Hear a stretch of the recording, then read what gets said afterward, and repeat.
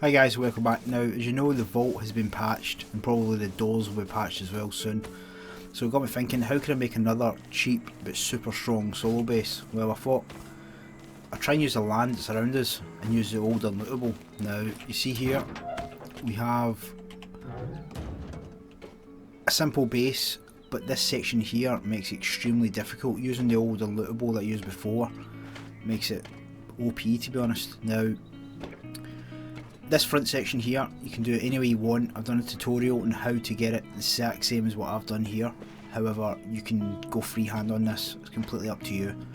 Now, as you know, if you click these boxes you can get to them. If you destroy them you can't get the loot. Now the secret is, in here we have a sunken room. Now, you spawn in this bag, you can open this door, get all the loot from there and put it into this box here. This is only for your main kit that you want to keep.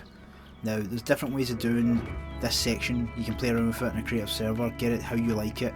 Just bear in mind that this area is different in some maps, it just depends on the seed of the actual map. Now, the reason for this is simple, it's so if you're getting raided, people have to work for it. Now, they're going to have to go through these armoured walls, armoured floor tile or armoured foundation and armoured door frame here to actually get to this part, which is a hell of a lot. Now, upkeep is relatively small. The base costs 5,600 metal frags and about 116 high quality metal. Now, turrets are optional, you can just put them there in place if you want. As I said, you could build this right out as far as you want to go. Just depends how much time you've got in a wipe and how much resources you've got as well. So the key for this was just to have something small, livable, but extremely usable. And if you get raided, they're going to have to really fight for it. Now, this will despawn if they destroy the boxes, yes, but they won't get the stuff, so no one really wins, to be fair. And I've made it so it's garage doors in here, so this is a complete working environment, you can use it as you want. Plenty of storage, there's tons of storage, but I'm pretty sure that you could probably come up with better ways of doing this section and bring it into like a bigger area, if you want. Now, bear in mind, in rock bases people can camp, hence why I put the turrets there as optional, so if they do start camping it gives you a bit of chance if your body gets shot, that's going to basically cover your body whilst you get back. Shot front, again optional, I think they're really good because you can see if people are outside. So tell me what you think. If you do this, by all means put some picture links in, let me see how you got on. I think it is pretty OP for what it is. I tried to make it exploit free and strong for this clip, so anyone can do it. Now, once you manage to find a rock which you can actually build this in, place a foundation down, and to test it, just basically take a foundation, rise it up and try and build this footprint. If it lets you do all of this, then you can pretty much guarantee it's going to work. Now, this might take quite a few goes to actually get done, but it's worth doing it now to make sure you can actually build the full base rather than finding out halfway through. Now, to do the starter itself, it's quite simple. I'm going to leave all the base open at the minute so you can see how I'm doing it, but just place a half wall at the back. This is so you can get a small box hanging off the back of it. That's the only reason why we've got the small wall at the back. You might not want to do that, it's completely up to you. Place that down. Now, place the walls at the sides. This is just to make sure you get the cover in the right place. Sometimes it'll go red, don't worry, just move around, it will eventually go blue. Now, put the door on before you put the TC in place. That's just to make sure the TC actually sits in. Now set the TC down, authorize, and then just put your bag down. Now that is your starter base done. Put a door on it and that is you fine. You can now start to think about moving on to the next section. Now just beware, you will get door camped, so be very cautious when you're going back and forward to this. Put a roof piece on as well, just so no one can actually start putting fire arrows in, just to be a pest.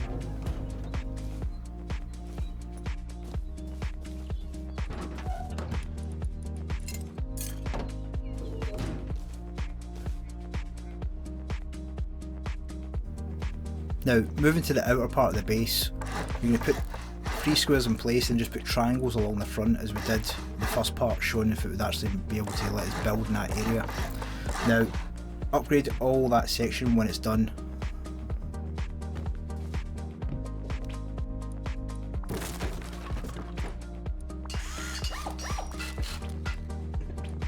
Now you'll note for the time being I've taken out that centre square, that's just so you can access that room. Just bear in mind, as soon as you start building internals, you won't be able to put that square back in place, so before you do any internals, make sure you put that back in twig.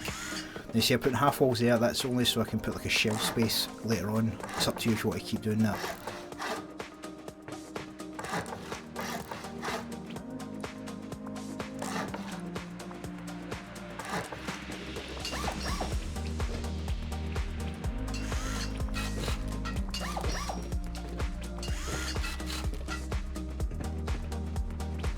Now the base is starting to take pure shape now. Now make sure you put your front door on and use a shop front if you want. It's not vital, but I recommend them highly because you can see if anyone's actually outside. Now again, it's extremely key that that square foundation you've taken away is put back in place before you do the centre of this base. Just bear that in mind. Do not go too far ahead of yourself or you will not be able to put it back in place. You'll note in the next bit of the clip that is back in place.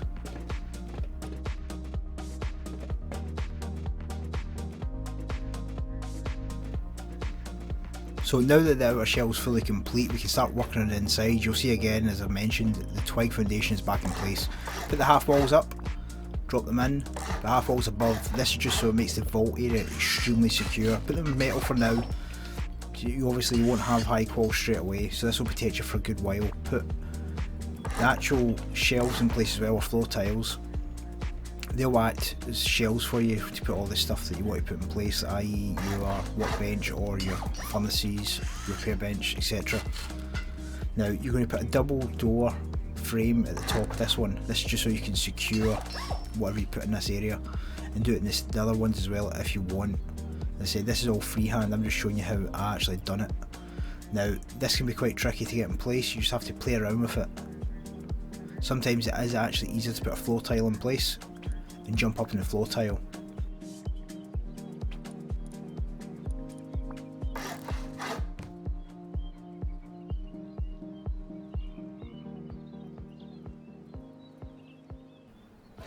Now you can put whatever you want in here, but this is your biggest area above this section, so I would recommend you put your workbench and your research table up here. Now you can't fit a large box in this area. I've also tried to do it with a furnace. You may have better luck just depending on the height of the rock when you're doing it, but you can still get your little box underneath the workbench, so it gives you another little element of storage. Once you've done that, take your flooring away and just start moving to the next sections. Again, if you struggle to get anything on the higher shelves or floor tiles, all we have to do is put a floor tile in place just to jump up and help you get into it. You see, jump in. Now furnaces do still clip into rocks, so you can get some of them in there as well, but the space is quite minimal.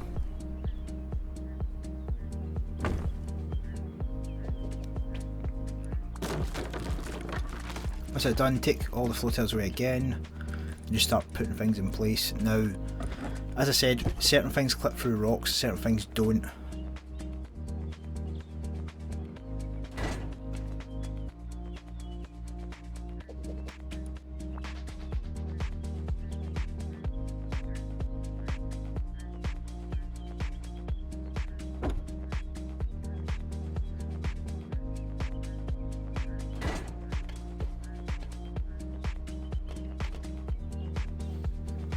As I said, it's all freehand from here really, you can really do whatever you want.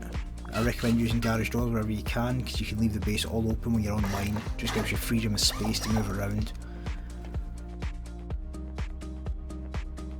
Now I used furnaces in this area, because obviously you're going to want to smelt quite a lot of stuff, so use as much space as you can to put your furnaces in place.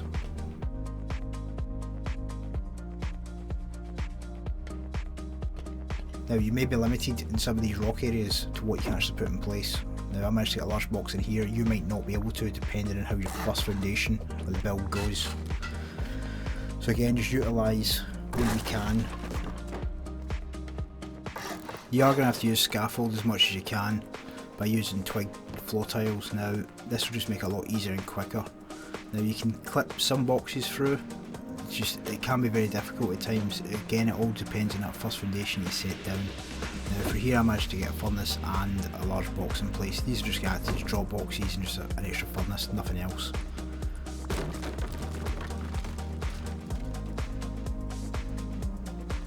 Now you see you can't put anything underneath there like a furnace because of the actual floor tile. That's why I put a shotgun trapper there instead in the walkthrough. Now utilising this open space here, I decided to put furnaces in place, but you might choose to put something else there. You might want to actually put a tier 1 workbench there and just leave it there for the duration of the wipe. Again, it's freehand what you're doing here. You can go on your own principle what you normally have, but I always suggest you have a lot of furnaces, especially for a solo player. Put double doors in place again because they can open right up.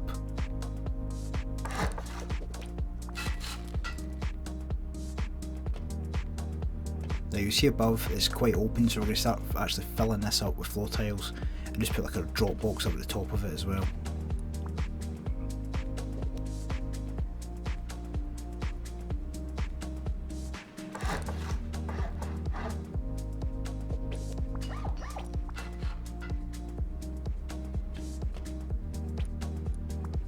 Again, you'll have to use scaffold, have to crouch jump up and just move your way around. It's just the easiest way. Now to get a box up here you might have to jump quite a few times and just try and spam it in place.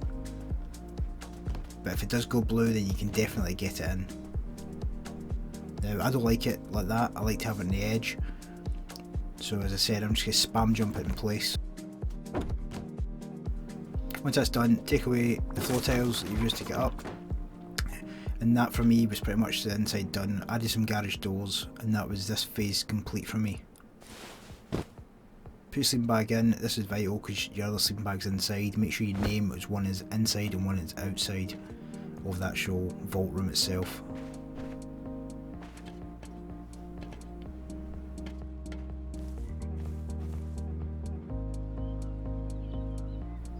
Now we're going to focus on that twig that we've left all this time.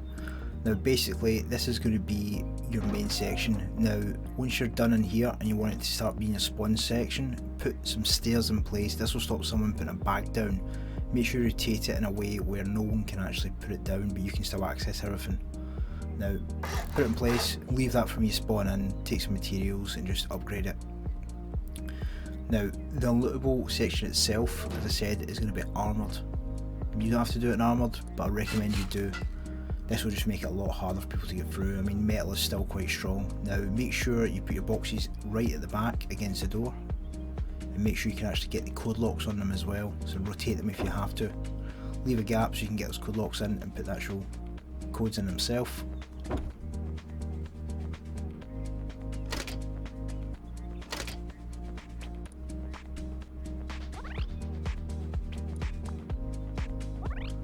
Done. Now the side walls, again I recommend you put them in armour. Then put a low wall at the front, which makes it actually unlootable. Again, armour that up. Now that whole section is armoured, so they're going to have to break through that armoured section to get to that back room.